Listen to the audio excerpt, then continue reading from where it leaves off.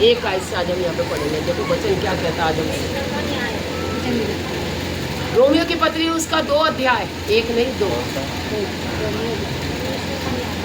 परमेश्वर का सब बोलेंगे, परमेश्वर का अब न्याय होगा। अब देखो कैसा न्याय होगा।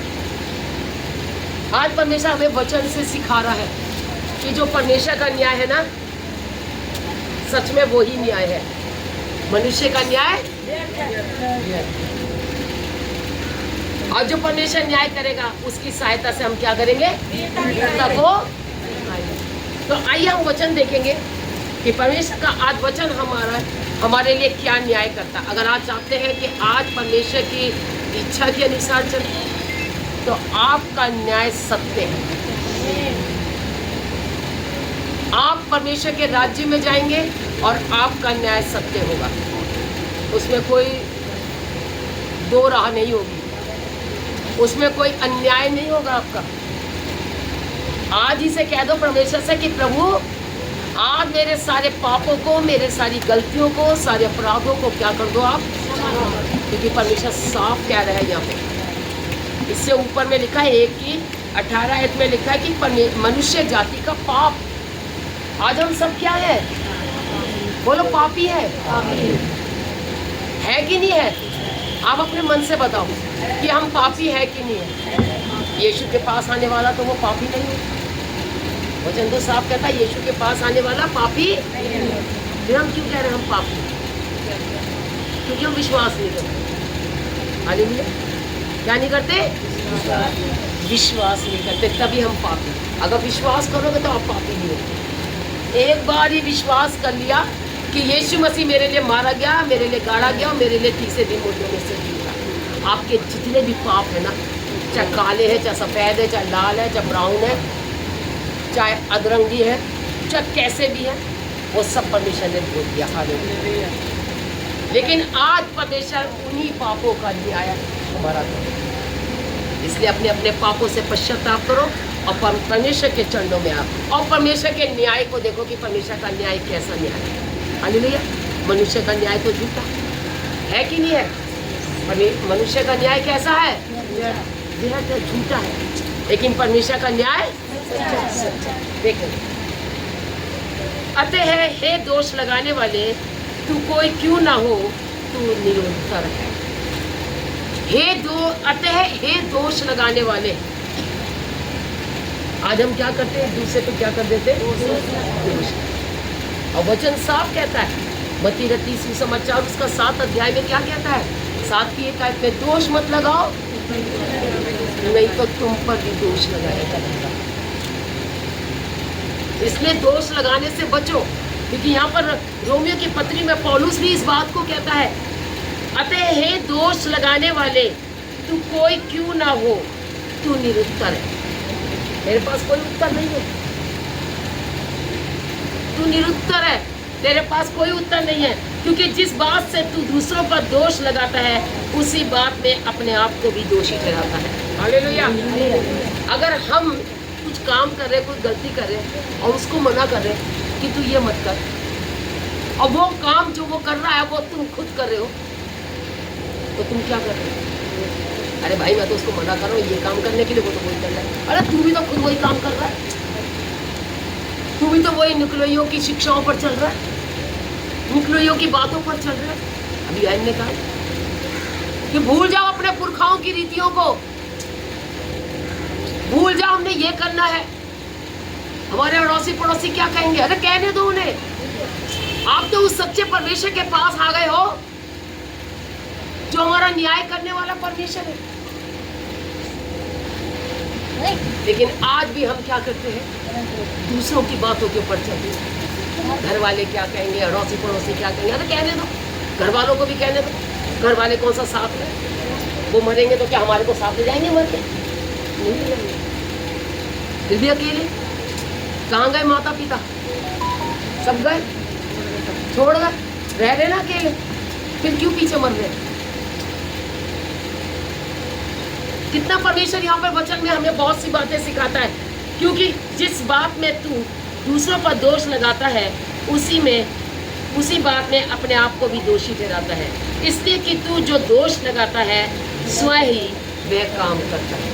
इसलिए कहता दोष मत लगाओ किसी पर, तुम भी वही काम करोगे। आज एक क्यों है तो समझ लो 3 कहाँ जा रही है, तो 1 से डरेंगे या 3 से डरेंगे? है? अगर एक बुद्धि पकड़ ले शैतान है, एक हाथ पैर बांध दे है और एक तुम्हारा मुंह बांध दे, उन 3 से डरोगे या उस 1 से डरोगे? एक से डरो। यही मत उठाओ तो ये 3 क्यों आएगी अपने पास? इससे डरो ना, इस उंगली से डरो। क्यों उठा रहे हो? मना कर रहा, दोष मत लगाओ, अरे ये ऐसी है, वो वैसी है, वो वैसा है, ये है, वो है। मत उठाओ किसी पर। अगर किसी पे ये नहीं उठेगी तो 3 अपने पे नहीं आएंगी। ये तो बहुत खतरनाक है ये एक, है ना? आज हम इस बात को नहीं सोचते। कौन सी उंगली पे जाना है? 3 पे जाना है, 1 पे जाना है? पीछे वालों कहाँ पे जाना है? रवि कहाँ पे जाना? अब बता, क्या बताया? कुछ नहीं समझ में आया? नहीं आया? सुना ही नहीं तो क्या कर रहे हो वहां बैठ के पीछे? आशु, तुम लोग कहाँ बैठे हो ये बताओ मुझे पहले। आशु कहाँ बैठा है? क्या बताया? बता, कुछ क्या बता दो। कितनी गलत बात है। हम उस परमेश्वर के चरणों बैठे हैं, न्याय करेगा तुम्हारा सबका, ये ध्यान कर लेना। आज यहाँ की बात सुन लेना तो यहाँ से खड़े होकर के कही जा रही है, इसलिए अपने आप को सुधारो।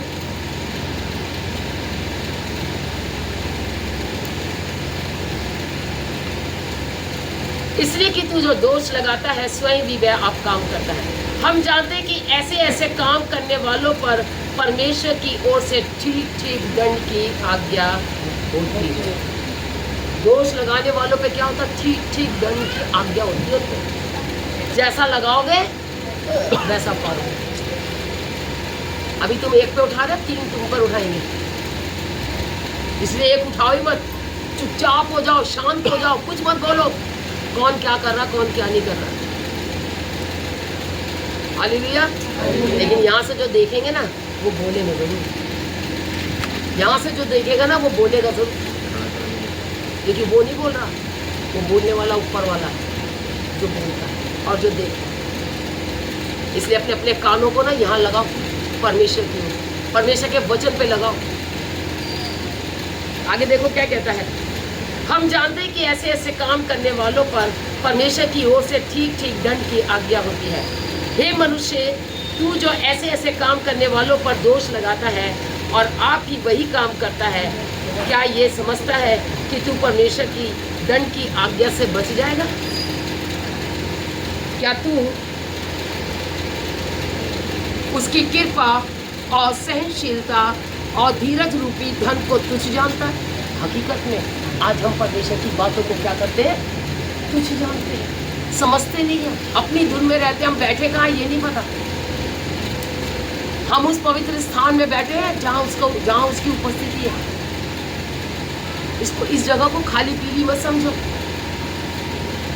जो यहाँ आएगा वो आशीषित होकर के जाएगा, और जो बातों को सुनेगा वो भी आशीषित होगा। अभी बताया जा रहा, दोष मत लगा। अब बहुत से आएंगे दोष लगाने वाले तुम पर भी लगा देंगे दोष, लेकिन तुम किसी पे दोष मत लगाओ। हालेलुया। क्या ये नहीं समझता कि परमेश्वर की कृपा तुझे मन फिराव को सिखाती है? क्या कह रहा है? क्या ये नहीं समझता कि परमेश्वर की कृपा तुझे मन फिराव को समझाती है, सिखाती है? मन फिराव। आज परमेश्वर क्या चाहता है? अभी हमने गीत गाया था, किसने गाया था ये वाला गीत? यीशु छू यीशु, आत्मा से भर के किसने गाया था? यीशु छू यीशु। आज छूएगा तो जरूर, हम ऐसी हरकतें नहीं करेंगे यहाँ पे बैठे। और अगर नहीं गाएगा तो कहाँ से आएगा जीवन में यीशु? फिर कैसे आएगा? अगर आज हम परमेश्वर के वचन को ढंग से नहीं सुन पाते तो कैसे परमेश्वर हमारे जीवन में आएगा?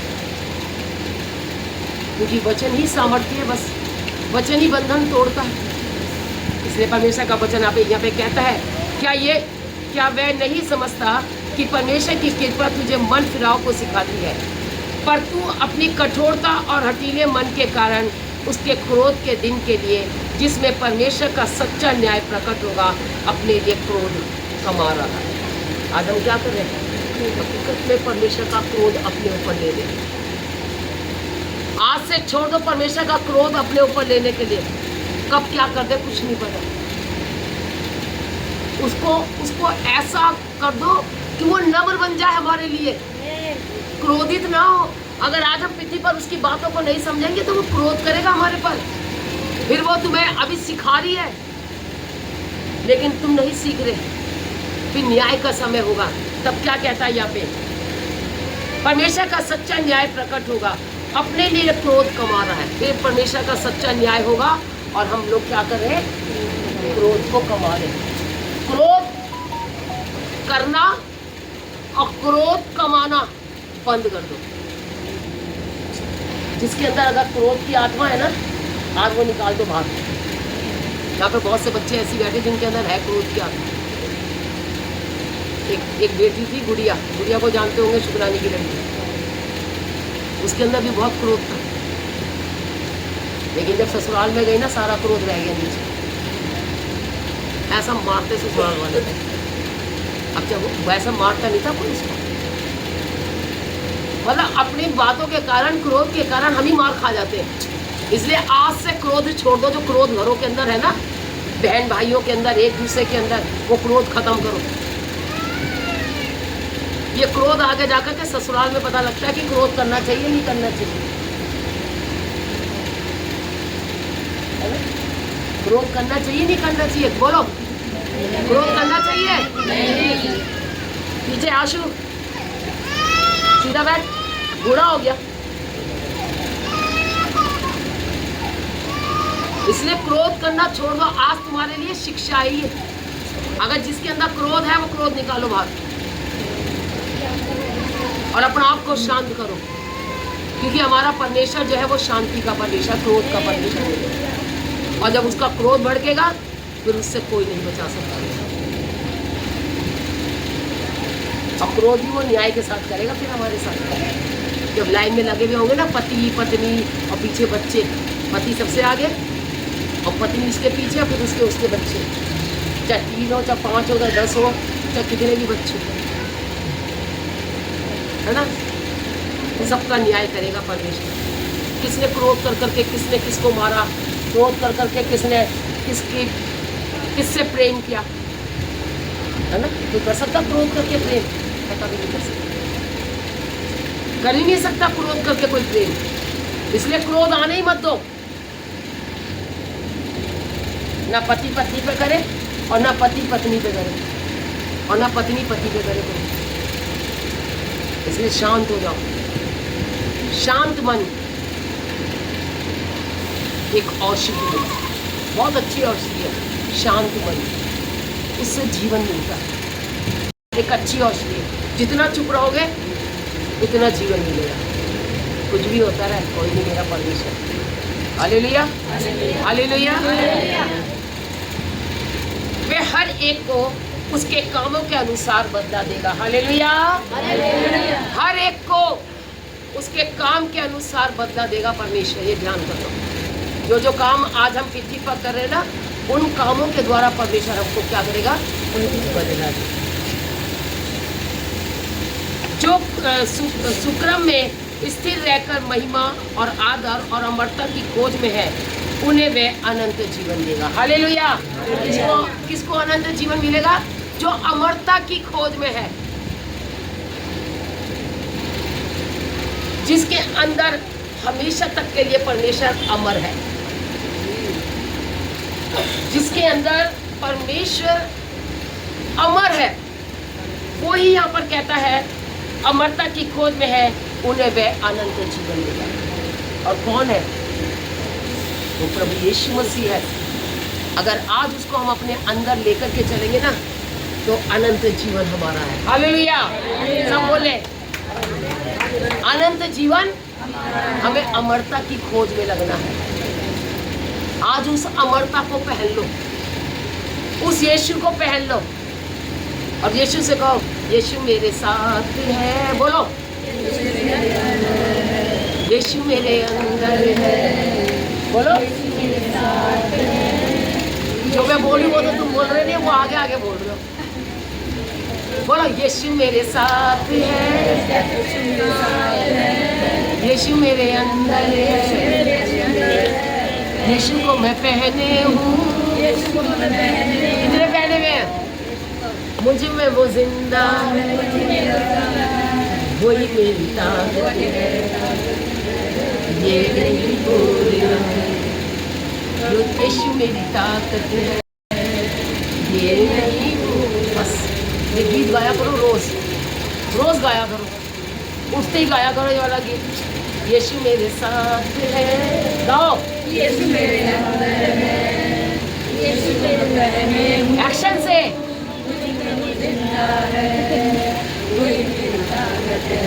कैसी ताकत है?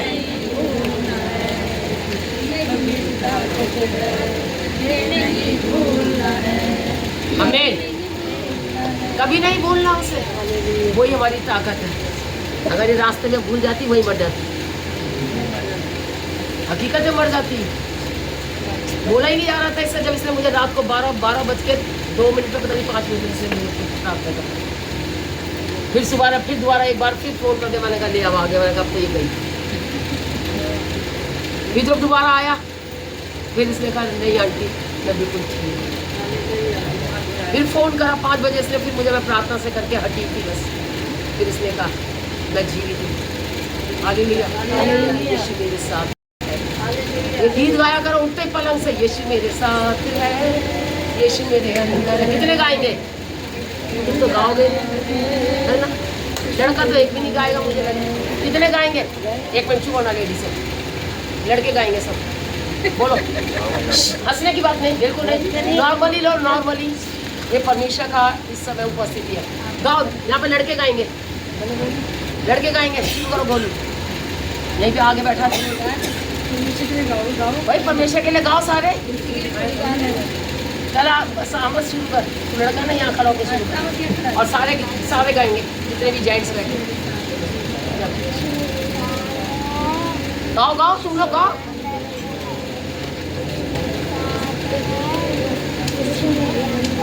आवाज नहीं आ रही, चुप रह।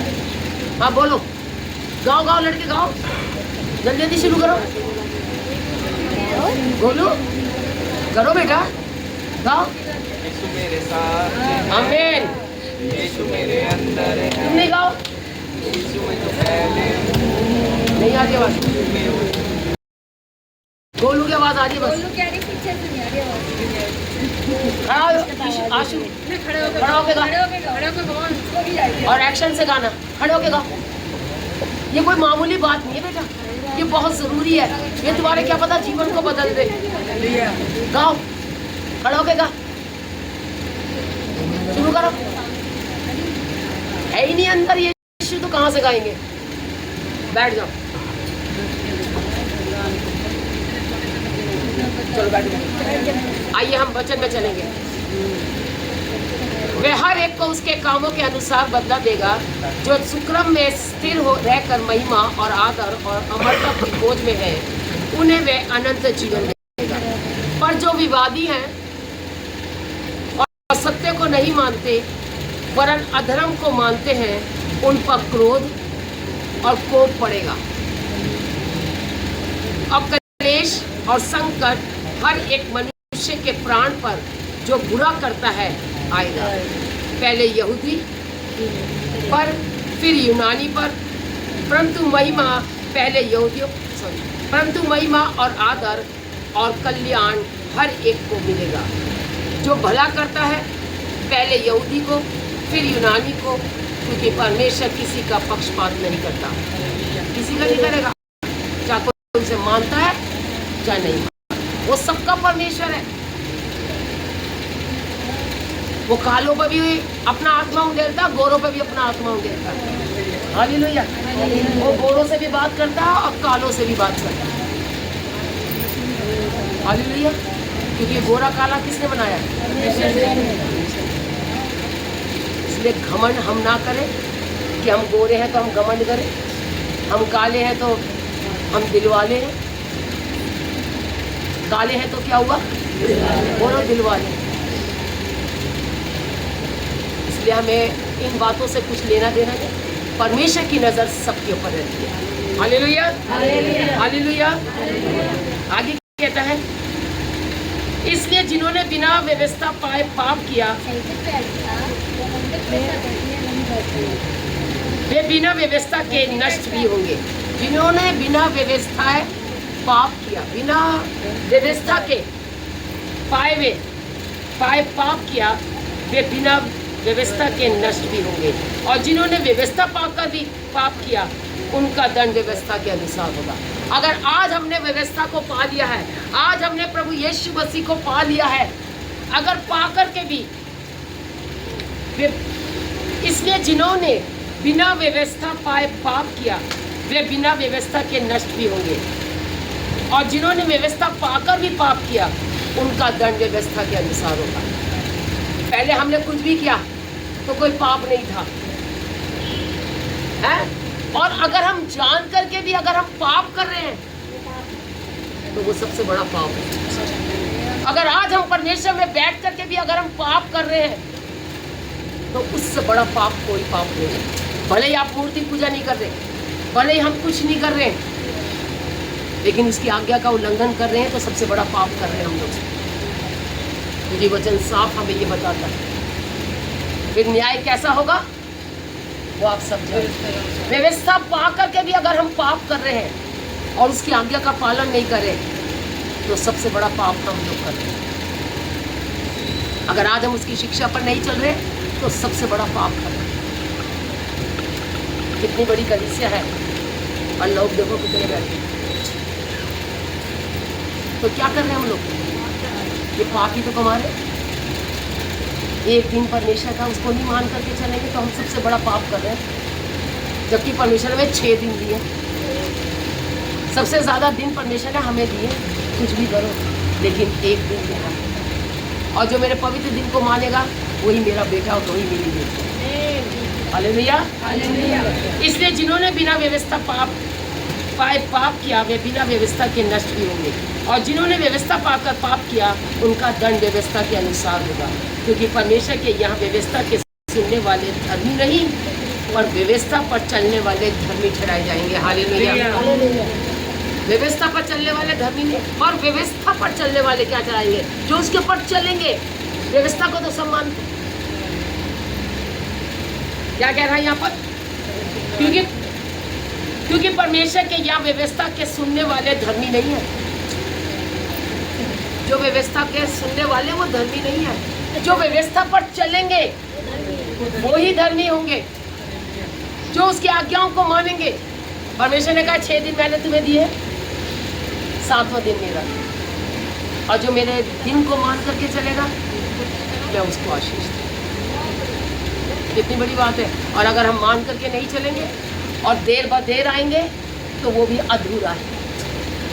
अधूरी आशीष लेके जाओगे फिर, और अधूरी आशीष से हमें कुछ नहीं मिलेगा। आशीष लो तो 9:30 बजे आके लेते।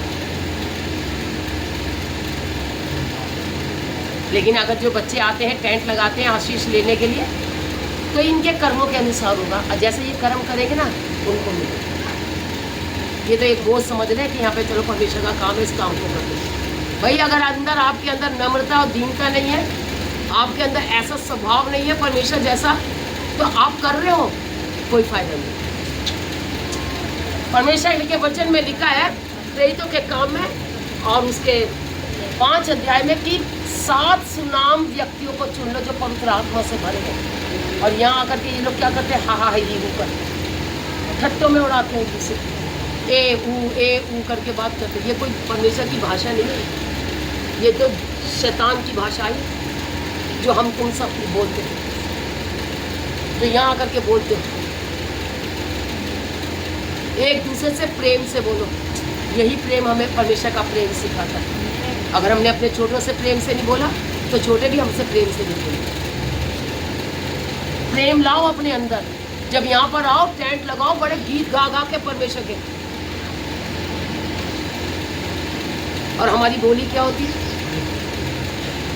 आप लोग सब जानते हैं। आशु, अंकित, साजवान, और तुम्हें पदवी मिल रही है इसलिए पदवी ले लो। देखता है अंकित साजवान का वचन, देख जैसा वो बना तू भी बन जाए ऐसे। आशीष, विनय, तुम चारों को पवित्र आत्मा से भरना चाहिए जब यहाँ पे काम करने आओ। तुम्हारे द्वारा ही यहाँ पे आत्मा आएगा। एक तो अपनी भाषा संभालो, कैसा करते हो कैसे नहीं करते हो, अपने आप को सुधारो पहले। आगे देखो वचन क्या कहता है, क्योंकि परमेश्वर के यहाँ व्यवस्था के सुनने वाले धर्मी नहीं पर व्यवस्था पर चलने वाले धर्मी ठहराए जाएंगे। फिर जब अन्य जाति लोग जिसके पास व्यवस्था नहीं स्वभाव ही से व्यवस्था की बातों पर चलते हैं। देखो जो अन्य जाति लोग हैं वो स्वभाव से ही परमेश्वर की व्यवस्था पर चलते हैं। बहुत से ऐसे लोग हैं कुछ नहीं करते, कोई तो मूर्ति पूजा भी नहीं करता,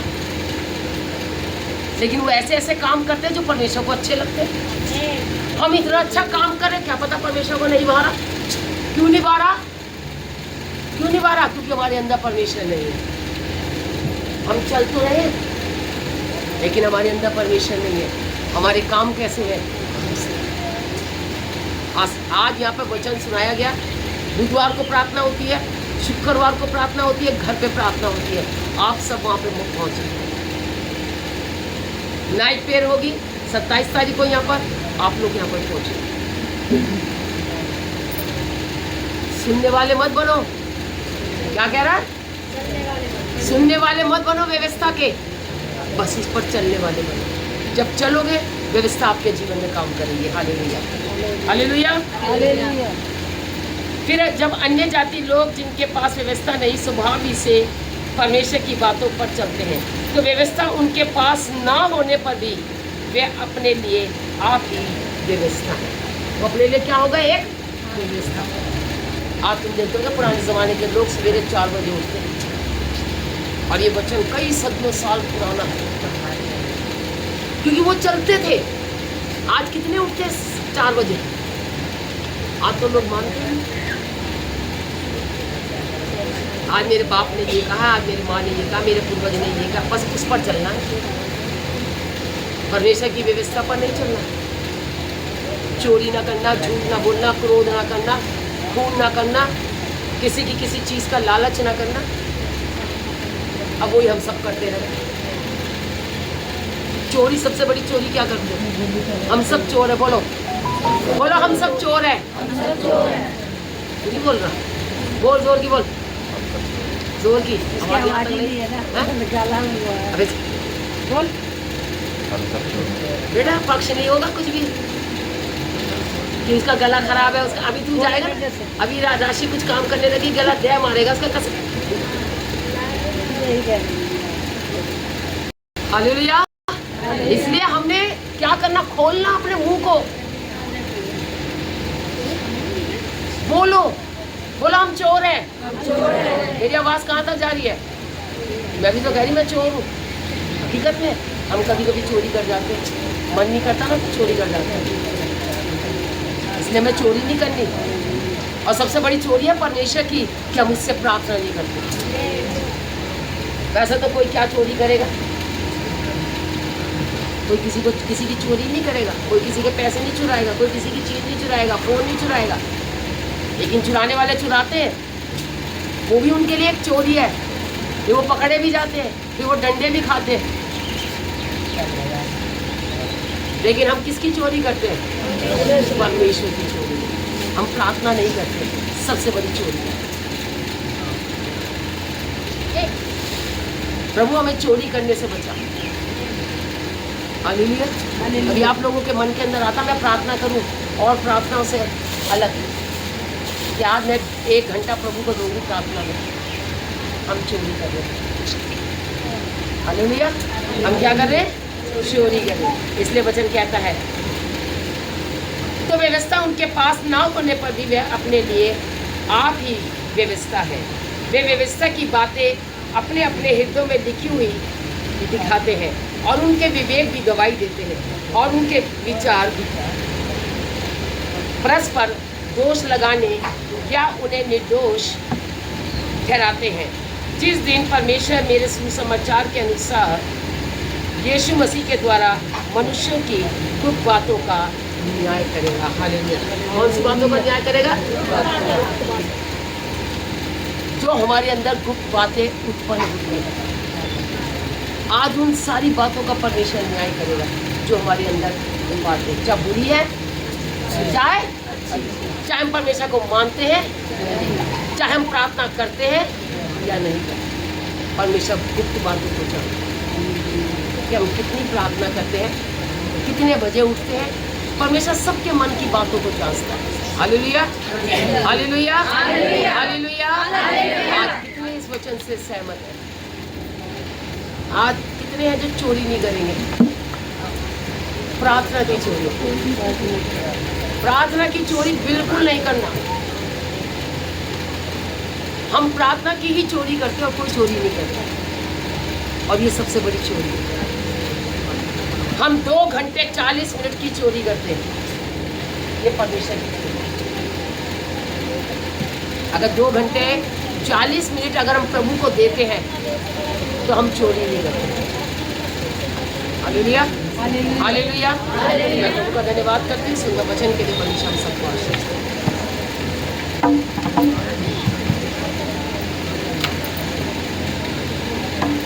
आइए आंखें बंद करेंगे,